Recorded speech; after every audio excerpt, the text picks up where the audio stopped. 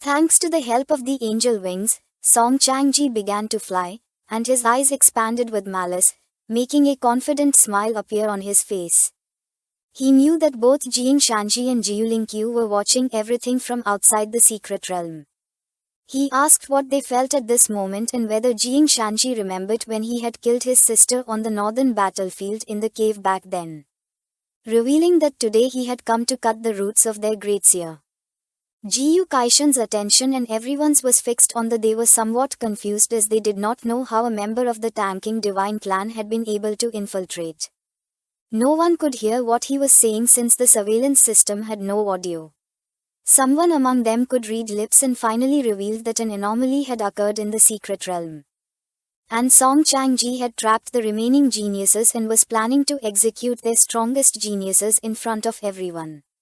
Song Chang-ji's eyes began to shine with rage, with a piercing gaze. He extended his hand towards Jiang and the others and then used his power, making threads emerge from his fingers. Jiu Kaishan's gaze and Zai Zinu's father's gaze fixed on him. The father quickly realized that this was the innate ability of the tanking divine clan called 1,000 Threads. A panic, since this ability allowed the user to weave a net with countless souls intertwined like a cursed rope, being especially effective for annihilating divine souls. Jiu Kaishan became alert as he knew this was not good. Jiang and the others were trapped inside the secret realm and couldn't even self-destruct to escape, and if their souls were erased, they would die. The general of the war zone of the capital lost his composure and with a furious gaze launched a powerful attack towards Yan Zhentian, shattering the ground into pieces. He was furious since he had betrayed Dahlia. Yan Zhentian put his arms in front of his face and blocked the attack, swearing not to know that Song Chang-ji was a member of the divine clan tanking. The general's eyes began to shine with hatred. He clenched his fist and with a furious expression said that he was going to kill him since Yan Zhentian was the only descendant of the human emperor, their last hope. Yan Zhentian stood firm in his word and explained that he had nothing to do with the divine clan tanking, and even if he died, he would not be able to save Yan Zhentian. Just before things could escalate to the next level, a powerful burst of energy descended to the ground right in the middle of them. Yan Zhentian turned his head toward the burst of energy and the general stopped dead in his tracks. They did not take long to realize that this was the energy of the god of the sword and the god of war. Yan Zhentian's eyes widened in surprise as Jiu Lingqiu and Jiang Shanji emerged from the burst of energy. Jiu Lingqiu clenched his fists and with a serious gaze began to look to the side. He could not believe that over such a small matter as this, they had already panicked, realizing that they had been living in peace for too long. Jiang Shanji, who had his arms behind his back, began to stare at the general, and with a calm expression asked if all of them were going to surrender to the enemy if one day the entrance of the underground cave was attacked and destroyed. The general swallowed saliva, began to observe Jiang Shanji and did not say a single word. Jiang Shanji approached the king of the celestial sword and fixed his gaze on him. He asked how many offspring Jiang Chen's 9 miasma wings had produced. If he had more than 100,000 offspring, then he could use them to cause an explosion that could turn this situation. Fu Caxion's eyes widened in surprise and confusion. With an uncertain gaze he replied that he did not know since he had never asked Jiang Chen about it. Jiang Shanji's eyes began to shine with seriousness as he remembered that no more than a week ago, Jiang had used more than 1 million offspring, realizing that raising 100,000 more was an impossible task. While he was distracted, Jiu Lingqiu approached and with a suspicious gaze said that although it was a shame that the lives of the geniuses were in danger, this was more than a coincidence. Upon hearing this, Jiang Shanji came out of his trance and his mind was filled with curiosity and surprise. Jiu Lingqiu explained that the divine tanking race was in the deepest part of the underground cave, and wanting to disguise themselves and come to Dahlia was not an easy thing. He had a vague feeling that similar events were going to take place in other locations. Jiang Shanji's eyes filled with concern. He began to gaze at the ground and thought that he was right, but he reminded Jiu Lingqiu that his main body was suppressing the underground cave, so there should be no problems with it. He began to imagine a scientific facility and mentioned that if more related events were going to take place, then it should be at Dahiya's main headquarters. Besides the headquarters, there were also the 9 forbidden zones, such as the Whitebone Temple located deep within Kinling. Jiulinkyu felt something, turned around, and with a gaze full of fear revealed that the related events were about to begin. Just then, at the top of the cliff, a red temple appeared, which began to emit an evil energy, and in front appeared a man. Everyone's attention was fixed on the temple. They were in shock, not knowing if this was an illusion. They noticed that the man did not have the appearance of the human appearance, nor the appearance of the living. He was an old man. His eyes began to shine with malice, and a smile appeared on his face when he explained that the appearance of the self was precisely having no appearance, and that when all appearances were separated, they were called Buddhas. He recognized 2 of his old friends and introduced himself as a monk with diamond sutra. Without losing a second, Jiulinkyu drew his sword, began to point at the monk with it, and with a furious expression, he demanded to know what the old monk from the Whitebone Temple was doing here and how he dared to come out at this moment to cause trouble. Jiang Shanji turned around and his attention fixed on the monk. He began to observe him with a serene expression. A wicked smile spread across the monk's face as he revealed that all the young people here were going to hear his sutra, and would soon attain enlightenment. Jiulinkyu became alert and turned around without knowing what the monk had in mind. Just then, a strange energy appeared in the place, slowly affecting all the geniuses, making their eyes turn white. Seeing this, Jiulinkyu quickly realized that the monk's target was Daji's geniuses. Jiang Shanji knew that this was not good. While his eyes were shining, he began to shout and asked the geniuses to wake up and not fall into the trap. Upon hearing his voice, most of the young people woke up, their eyes widened with surprise and fear, making them sweat. Some of the geniuses did not wake up, while on the other side, a brown-haired girl opened her eyes and with a gaze full of terror began to gasp heavily. The eyes of the boy who was next to her widened in surprise. He placed his hand on his chest and could not help but panic without knowing what was happening. The monk became angry and mentioned that preventing others from understanding the Tao was not tolerated by the celestial mandate, advising them to be careful with divine retribution.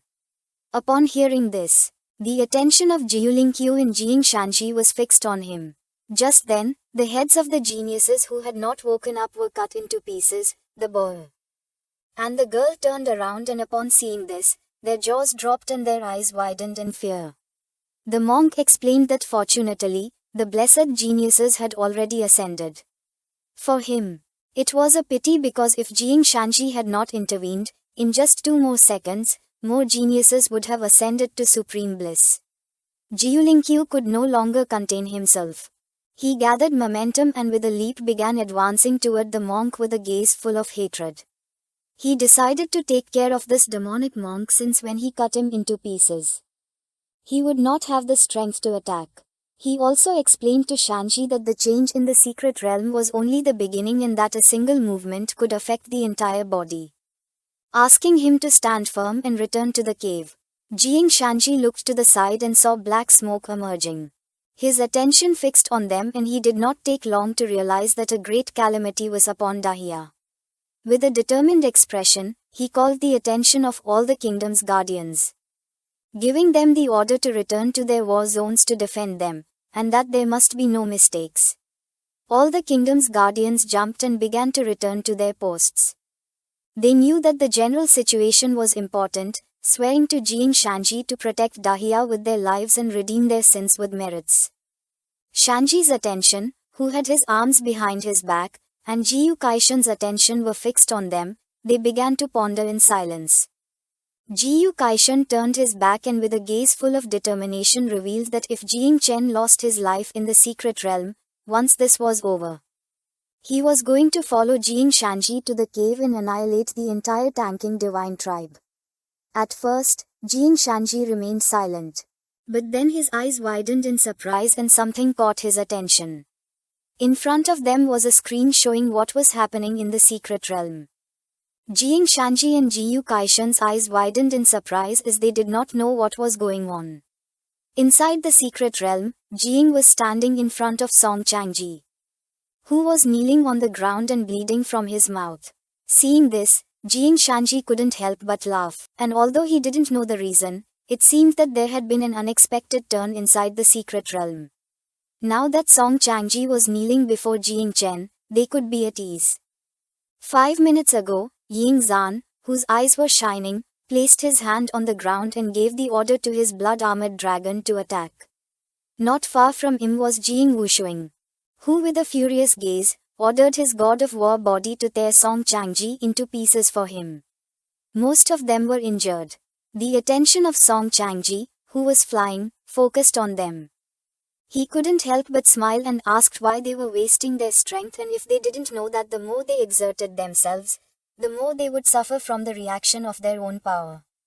He told them not to rush because once he finished refining the souls of the beautiful girls, it would be their turn. He used his power, causing the threads to wrap around the bodies of Zai Shanyu, Mu Henkyu, and Yu Osandao, who opened their mouths and began to scream in pain. Song Changji decided to first break their spiritual forces. Jiang, who had his hand on his knee, began to stand up and his eyes started to shine with rage, making him clench his teeth. Little Nine was eager to eat meat. But Jiang asked her not to rush since unless it was absolutely necessary, she could not expose herself. He asked her to wait as he was going to think of a solution. Now that Little Nine was so hungry, she was capable of killing her opponent with ease. However, Jiang had made a promise not to use Little Nine in this competition. Jiang's gaze fixed on him, apart from Little Nine. He had many cards up his sleeve, but without understanding the opponent enough, he could not be reckless. Otherwise, even if he could protect himself, he would not be able to ensure that his companions did not lose their lives. Song Changji's eyes turned white and a smile spread across his face. Jiang used the system, making his status window appear. His real name was Shu Landuo and he belonged to the Tianqing divine race, being the 19th heir in the line of succession with a level 6 power. He was acting as a secret agent for the Church of the Ancient God and had descended to Dahlia through an abyssal rift, suppressing the source and disguising himself as a genius with a dual profession. The divine Tianqing race occupied the 61st place among the 10,000 races and was a secondary branch of the three main primordial divine races. Furthermore, he possessed the Tianyan Pearl, which served to block the perception of the heavenly Tao. With a curious gaze, Jiang began to think and found a way to defeat this guy. He asked if still had the divine and demonic blood essence that they had previously packed in Jialai's sacred treasure. He asked him to give him a drop. Ekshajaya, who was sleeping like a log, revealed that there was nothing left since he had eaten it all.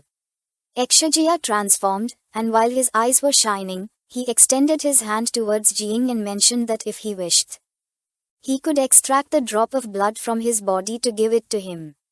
He added that the blood essence he had refined had the same effect as the original with fewer side effects, swearing that he would not explode and die. Upon hearing this, Jiang's eyes filled with joy and a smile appeared on his face. He decided to first use a little blood to break the restriction and save the rest for later. Once Ekshajaya gave Jiang a drop of his blood, he stood up, and his body began to emit a powerful energy. Song Changji's attention was fixed on him. He was confused to see that Jiang could move and did not know how he had escaped from the web of threads. Once Jiang stood up, he used his power to summon a barrier. Seeing this, Song Changji couldn't help but laugh without knowing why he had summoned a barrier. He mocked Jiang by asking if he was afraid of screaming too much when dying, and that others would hear him, making it embarrassing. Jiang stood firm and called Song Changji by his real name, Shu Lando, revealing that he knew about his plans. Song Changji descended to the ground, and while walking towards him, he began looking at the ground and asked who Jiang was and how he knew his real name, remembering that the real name of the 10,000 races had never been revealed. Jiang's body began to emit a penetrating energy. He mentioned that Song Changji was not worthy of knowing who he was. He put his arm in front of his face upon feeling Jiying's strong aura. Without knowing if he was an ancestor of the Ming clan, Jiying approached him, and while his eyes were shining with hatred, he began to stare at him and ask how the Tianqing divine tribe had become so incompetent, and how the number 19 in the tribe's succession was so foolish. The eyes of the arrogant Song Changji filled with fear. He panicked as he did not expect that Jiying also knew his secret position in the line of succession. He wiped the sweat from his chin and his eyes widened in terror, and upon seeing that Jiying knew this, he thought that he had a higher position than the leader of his clan. With a trembling voice, he asked if Jiying was from the divine tribe. Jiying's eyes began to shine. With a suffocating expression he pointed at him and asked if Song Changji could not feel the aura of the ancient god in him. Upon hearing this, he swallowed saliva, realizing that he was going to be crushed. Our boy was furious and mentioned that the church of the ancient god acted too recklessly. He could not believe that they had sent Song Changji here without properly investigating, ruining his plan. For him, the members of the church and Song Changji had to die. Song Changji fell off his knees on the ground, lowered his head before Jiying, and begged him to spare his life, explaining that they knew they had made a mistake. For him, not knowing that the god was here had been a misunderstanding, and that the Tianqing divine tribe originally belonged to the primordial divine tribe, which meant that they shared the same roots in origin. He pleaded for Jiying to spare his life. Our boy began to look at him in silence. This is the end of the video. If you guys want to see the next part, so subscribe to our channel, share the video, and like. Song Changji lowered his head before Jiying and began to stare at the ground in silence. Jiying started observing him, and his eyes widened with seriousness. Little Nine put her finger on her cheek, and her mouth watered. Our boy knew that if he cornered and fought against Song Changji, inevitably, his weaknesses would come to light. Instead, the most sensible thing would be to trap him inside his sea of consciousness to kill him directly using Little Nine, since as long as she did not emerge, it could not be considered a violation of the rules. Song Changji prostrated himself before Jiying as if he were a god. Our boy came out of his trance and, with a serene expression, mentioned that what he had said made sense, admitting that they both shared the same essence and origin. Luckily, his plan was already more than halfway completed, so he decided to spare his life. Upon hearing this, Song Changji could not help but thank him from the bottom of his heart. Jiying started to stare at him, extended his hand and with a confident gaze used his power, explaining that he knew that Song Changji wanted to return to the cave, but mentioned that it was no longer possible to do so without damaging his origin. He advised him to enter his body, promising to personally take him back to the cave after dealing with the geniuses. Song Changji began to think and without overthinking it, accepted and thanked our boy, promising never to forget his kindness. Using his powers, Jiying extended his hand and absorbed Song Changji's body. Our boy's eyes began to shine with joy, and with a smile he revealed that it was too soon for gratitude. Song Changji was teleported to Jiying's sea of consciousness, which was filled with insects. And as if that weren't enough, there was also the dragon that our boy found in the tomb, and on top of it was Little Nine riding. Song Changji turned around and couldn't help but feel fear. Not knowing what was happening, Little Nine rested her head on her hands, and her gaze fixed on Song Changji. She couldn't help but blush and stick out her tongue, since it had been a long time since she had devoured someone so powerful. Jiying gave her permission to eat, and without wasting a second, she transformed into the mother insect. While her eyes were glowing, she attacked him and began to devour him. Poor Song Changji started screaming in agony, begging for help. Jiying wiped his hand, turned to Jiying Wuxiang and Yingzhan and asked why they were still kneeling. Their attention was fixed on Jiying. They were confused without knowing what had happened. Yingzhan's eyes filled with fear. He couldn't help but sweat and swallow hard upon seeing that Song Changji had knelt before Jiying. Jiying Wuxiang, who despite being in shock, tried to remain calm. His mind was full of questions since the fight hadn't even started. He didn't know exactly what Jiying had said to Song Changji. The threads that were around the bodies of Zai Zuanu and the others disappeared. She stood up, placed her fist on her chest, and couldn't help but blush upon seeing that Jing had saved her again. Liu Osandao approached our boy, closed her eyes, and with a grateful smile hugged him by the neck and gave thanks. Muhanu's eyes widened with admiration and love. With a smile she admitted that Jing was her only god. Jing remained silent, not knowing what to do. The attention of the others was fixed on them, and they could not avoid feeling jealous. One of Yingzhan's men put his hand near his mouth and with a sincere gaze mentioned that Jing was too powerful and asked if they should continue fighting.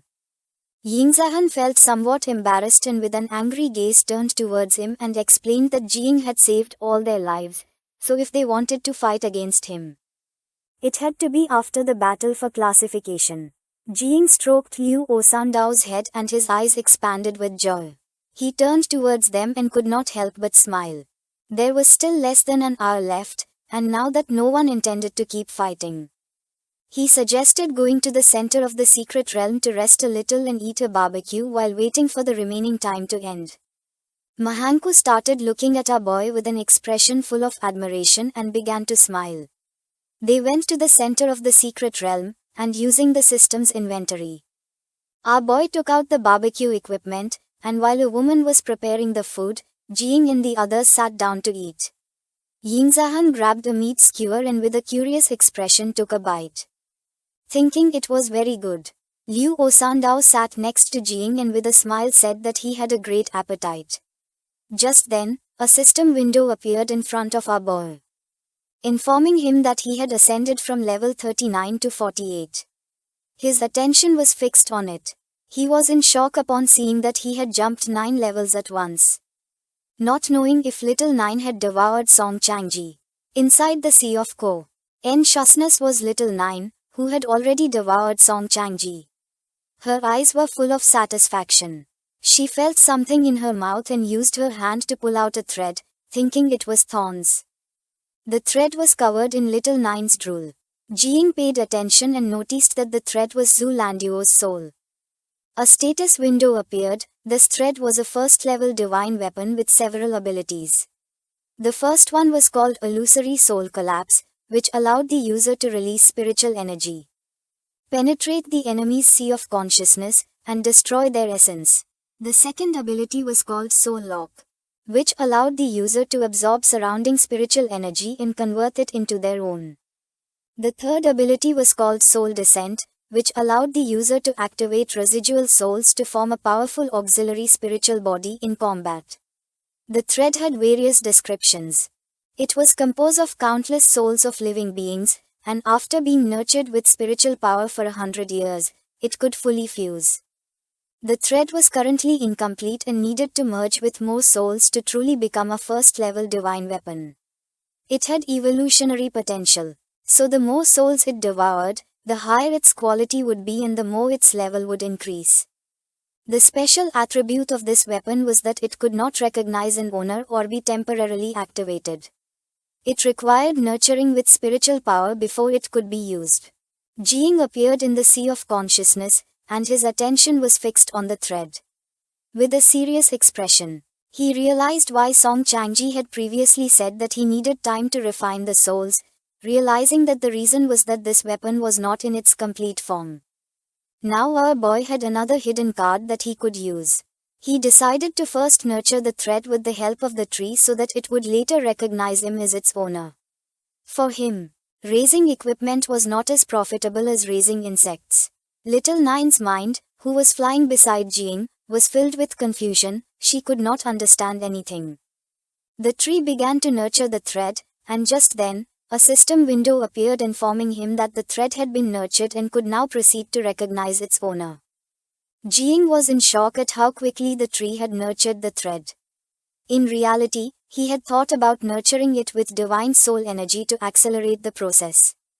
The tree was nurturing the thread through a branch. For our boy, this tree was incredible, as it could not only protect his divine soul but even block the illusion of the great dreamer. Even when the ancient god tried to take over Jing's body, the tree had turned him into a fruit, and now it turned out that it also had a special effect on divine weapons. Jiang took the thread, and the system notified him that the divine weapon had recognized him as its owner. Jiang's eyes filled with joy, bringing a smile to his face. When he obtained the Hu Pio sword from the divine emperor of Juliu in the future, he would also give it to the tree so it could nurture it. With a curious expression, little Nine began silently observing the thread. Fruits had grown on the tree again. This time one was green and two were blue. Jiang was happy to see that the tree had borne fruit once more. And although they seemed low level, there was more than one. The system reported that the green fruit had the triple experience card, which could multiply the experience gained by 3 with a time limit of 3 hours after activation. The blue fruits granted the class change mission exemption card in the ability to allow our boy to skip the class change mission for a single profession. Jiang put his hand on his chin, and with a curious expression, he began to read the information displayed in the system window. He couldn't help but smile upon seeing that he had obtained 2 class change mission exemption cards. He was level 48 and not very far from the 3rd class change, and now with the help of the card, he would be able to change classes directly later, making it very convenient. Jiang's statistics window appeared. He was in the 2nd transformation and was level 48, with a combat power of 447 stars. Little Nine's attention was fixed on the system window, and her eyes widened in surprise and confusion. Jiang snapped his fingers and remembered that he had also obtained a triple experience card. He decided to find a place to gain experience after leaving the secret realm and thought that perhaps he could complete the 3rd transformation. At the same time, in the great hall of the Church of the Ancient God, someone wearing a red hood placed their hand on their chin and began observing Song Changji through some portals. This person was the 7th pillar of the Church of the Ancient God known as the Lover. They couldn't help but laugh since they thought they needed to wait for the ranking competition, and they didn't expect that the Divine Sun could completely annihilate Darksia's divine level geniuses. Using their hand, they closed the portals and thought there was no need to keep watching and that it was time to act. The Lover was on top of a cliff and below were the other members of the cult. The Lover extended their hand and gave them the order to inform all headquarters that their allies in the caves, the marine race, and the forbidden zone of the depths should start stirring Darksia's waters. Jiang Zuenji was going to be in charge of defending the cave, Jialing Qiu was going to face the old monk, and the great dreamer was not going to wake up for a while, and by the time she did, chaos would have already spread everywhere. And all the guardians of the realm and the sealed kings were going to be trapped in the quagmire without being able to free themselves. She was a red-eyed woman. She took off her hood, and her eyes began to shine with confidence. With a smile, she made it clear that Chuzhong was not going to have reinforcements and was inevitably going to be abandoned. And once the city was sacrificed, the rift beneath Chuzhong would open enough for the arrival of the ancient god. At that moment, the filthy human blood inside their bodies would be completely purified. Upon hearing this, the members of the cult raised their fists and began shouting, announcing the arrival of the ancient god. On the wall of Chuzhong, the night watch stood firm. On top of the wall were Jiaging and Tang. He mentioned that the 9 great regions of Darksia, except for Humanges of Jinganan, had all entered into total rebellion. Jiaging began to observe the city and explained that the marine race and the cave races were on the move. The 8 great war zones of Darksia had entered a first-level state of preparation, and although Chuzhong was not a striking city, they had to remain alert. Tang, who was sitting on the wall, turned to him and with a smile asked him not to worry since their great defense formation was already in its warming-up phase, and in less than half an hour it would be fully prepared. Jiagang's eyes widened with seriousness as they did not know how Jiang Chen was doing, and according to the information he had obtained, it was said that the Jinganan team had entered the top 3. Tang began to show a finger and with a smile explained that this time, with Jiang Chen and Jiang Wushuing, securing 3rd place and fighting for 1st would not be a problem. She believed that Jiang could obtain 1st place in the genius ranking, but that would depend on the subsequent ranking battles. While they were conversing, small explosions occurred in the city. Jiaging turned around and was confused, not knowing what was happening. Duan Feng and the others arrived. He began to shout, informing them that the transportation center had been destroyed and communication equipment had been cut off, and Chuzhong's city was being surrounded by a beast horde from all directions. A beast horde began attacking the city, and Jiagang knew this was not good. Now that transmission and communication had been destroyed, Chuzhong's city was isolated. He realized that this was a distraction to divert everyone's attention and attack the city. Jiagang approached the others and explained that the more critical the situation was, the less they could panic. He asked Duan Feng to maintain the defense of the wall and find a way to accelerate the full activation of the Great Defensive Formation and nuclear weapons. He entrusted Zhao Qi with the mission of activating the reserve emergency plan and finding those transferred who could transmit sound, and for those who could not receive it. Then she had to use loudspeakers and manual transmission. He entrusted Bu Lang with the mission of gathering all the transferred in the city and coming with him to the front to hold back the beasts. Everyone's eyes began to shine with determination, and they nodded their heads. With a furious gaze, he drew his sword and jumped off the wall, deciding to go to the front line to hold on for a bit and leave the rear guard to them. At the same time, Zhong and the others came out of the secret realm with a joyful gaze. Yingzan began to look to one side and felt relieved. Jiang's eyes were filled with tranquility. He was confused, not knowing where the people were. Jiang Wushuing crossed his arms upon seeing that everyone had disappeared and mentioned that he had a bad feeling. Zhu Wenji manifested and with a sincere gaze said that he had two pieces of news. The first was that the main forbidden zones of Daxia, the marine race, and the caverns had been revealed, forcing the high commands of each war zone to go provide assistance. Everyone remained listening in silence. The second piece of news was that half an hour ago an urgent message had arrived from Kujang, one of Jiang Min's war zones. Our boy's eyes widened in fear, causing his jaw to drop. He did not know if his master and his senior sister had gone to help. Zhu Wenji's eyes began to shine, revealing that the southeastern coast was in chaos. The marine race had rebelled and forces had been sent there to suppress them. Upon hearing this, Jiang then asked who had been sent to Kujang. Zhu Wenji revealed that no one had been sent to Kujang since the city ranked last among Jiang Min's cities, and although it was cruel, in an emergency meeting, Daxia's high command had made the decision to abandon Kujang in order to protect the other cities. Upon hearing this, Jiang couldn't help but clench his fist and questioned whether they had not considered the possibility that this was a distraction strategy. Yingzan's eyes widened in surprise, and his attention was fixed on Jiang's fist. Zhu Wenji explained that they had thought about it, but compared to Kujang, there were places where they could not allow any mistakes. And no one could ensure whether Kujang was just a decoy or the enemy's true target, revealing that Jiu Kaishan did not want Jiang to know this but left a residual projection to tell him. He extended his hand and asked what decision Jiang was going to make at this moment. Our boy started looking at the ground and explained that for Zhu Wenji, Daxia was the home they had to protect, and he understood that this was what people thought. His eyes began to shine with determination.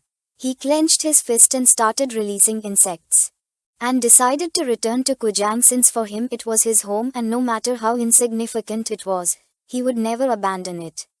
This is the end of the video. If you guys want to see the next part, so subscribe to our channel, share the video, and like.